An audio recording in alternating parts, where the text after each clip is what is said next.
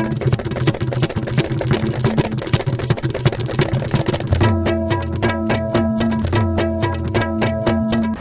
and welcome to ISTV English News. I'm Dhanya. Let's take a look at the top story first. Commissioner R.K. Nimai calls upon people to develop Kangla as the hub of biodiversity. The news in detail. The Central Forest Division today organized a month-long program of the 65th Van Mahotsava at the Kangla Recreation Hall. Commissioner of Art and Culture R.K. Nimai, Principal Chief Conservator of Forest P.N. Prasad and others were the main guests at the function. As part of the program, saplings of trees were planted around the recreation hall at Kangla. Commissioner R.K. Nimai said, while cultivating the habit of planting trees, we should also try to conserve the ancient trees that have been growing in the state since ages. He appealed to the people to develop Kangla as the focal point of biodiversity. After human being came into the central core of our planet Earth, our intervention is basically negative rather than positive. The effort now is to make it into a positive intervention. Despite the so-called climate change and all, the size of the Sahara Desert is contracting, and for every 10 to 20,000 of years, the area of the Sahara contracts or expands, and these are natural phenomena. So when we plant, the carbon dioxide in the air is absorbed and the body of the plant is manufactured. Leaders of BJP Manipur Pradesh today gave financial assistance to the van driver from Kurai Thongam Lekai, Kangembam Baigyanik, who sustained serious injury in the recent attack near Finch Corner at Ukhrul, in which an ADC member was killed. Former President of BJP Manipur Pradesh and former MLA Mainam Bhorot, Vice President Mangiton, President of Yuva Morcha O Malesh and a doctor of Raj Medicity, Dr. N. Dwijamani, together went to see Baigyanik, who is undergoing treatment at Raj Medicity at the North AOC. The leaders handed over some financial assistance on behalf of the party to the injured and wished him quick recovery.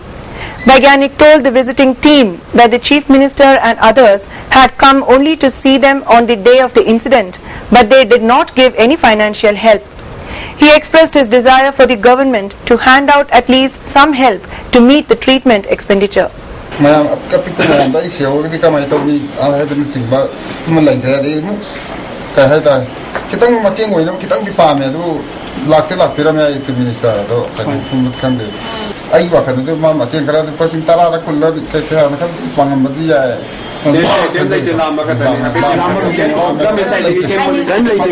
Former President Mainam Bhorot said it is very unfortunate that there had been casualties. As per instructions from the party president, they came to see the injured and hand him whatever the party could to help his treatment. The government should try not to make such incidents possible once again in future, Bhorot said.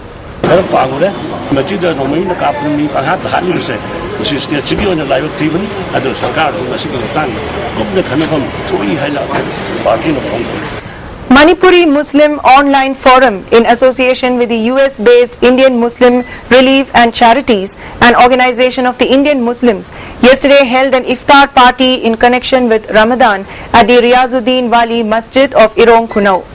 About 700 Muslims attended the iftar. Those who attended the party were served sweets, followed by a sumptuous dinner.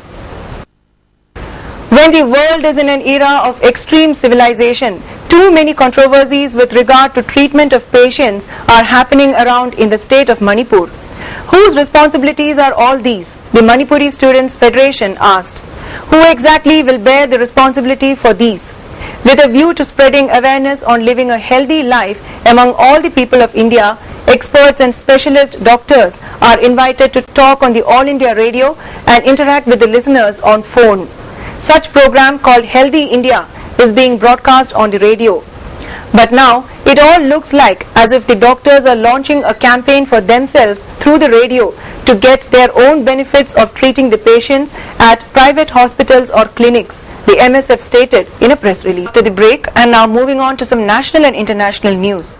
A Malaysia Airlines Boeing 777 with 298 people aboard exploded, crashed and burned on a flowered wheat field on Thursday in a part of eastern Ukraine controlled by pro-Russia separatists, blown out of the sky at 33,000 feet by what Ukrainian and US officials described as a Russian-made anti-aircraft missile. Ukraine accused the separatists of carrying out what it called a terrorist attack. US intelligence and military officials said the plane had been destroyed by a Russian SA series missile based on surveillance satellite data that showed the final trajectory and impact of the missile, but not its point of origin.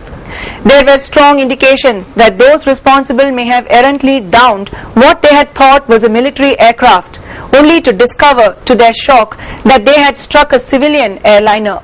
Everyone aboard was killed, their corpses littered among wreckage that was still smouldering late into the summer night. The Malaysian Airlines flight MH17 is believed to have been shot down by an advanced Russian-built surface-to-air missile system called the 9K-37 Buk. The Buk is a family of medium-range surface-to-air systems developed by the Soviet Union in the Cold War era. The Buk system can strike targets at heights up to 72,000 feet. The Malaysian jet was flying at 33,000 feet. A message on the official Twitter account of the Donetsk People's Republic had announced hours earlier that insurgents had seized a series of Russian-made Buk systems capable of soaring to that height. That tweet was later deleted. According to a Ukrainian state-owned firm, the country's military operates the Buk M1 system designed to shoot down military aircraft, including helicopters, as well as cruise missiles.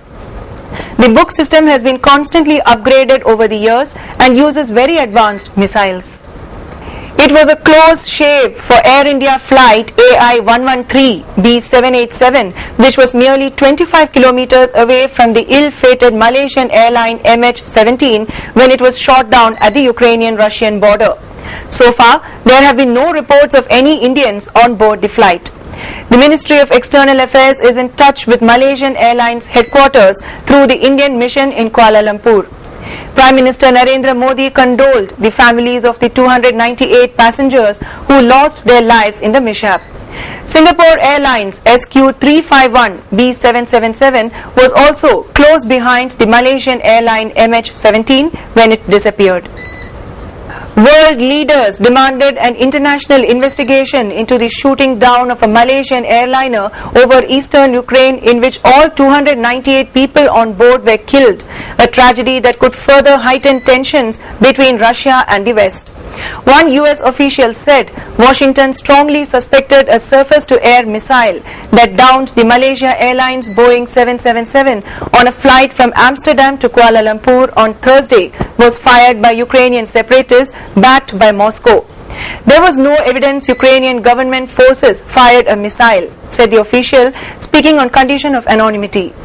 US Vice President Joe Biden, speaking in Detroit, said the passenger jet was apparently blown out of the sky.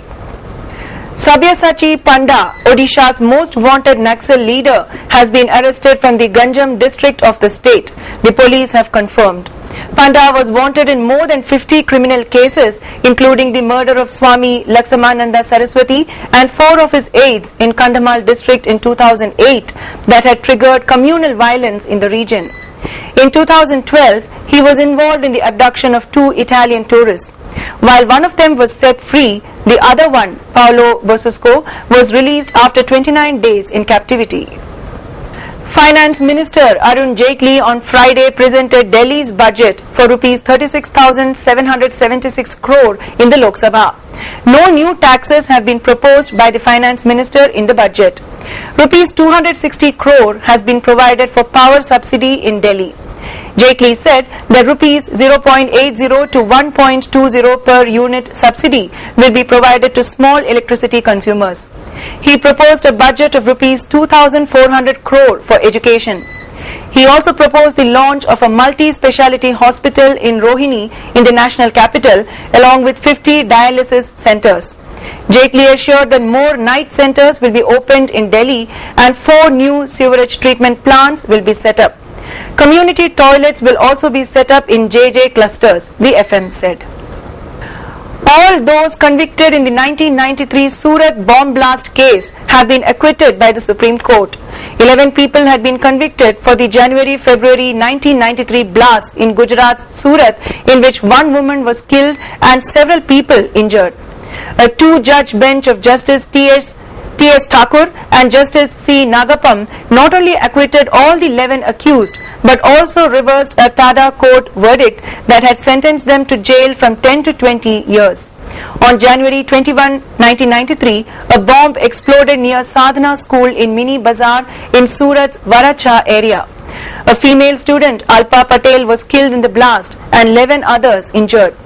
The very next day, another blast took place at Surat railway station platform number 1, targeting the Gujarat Express train, in which 38 passengers were injured. And now let's take a look at the top story once again. Commissioner R.K. Nimai calls upon people to develop Kangla as the hub of biodiversity. Thanks for joining us, and for more news updates, do keep watching.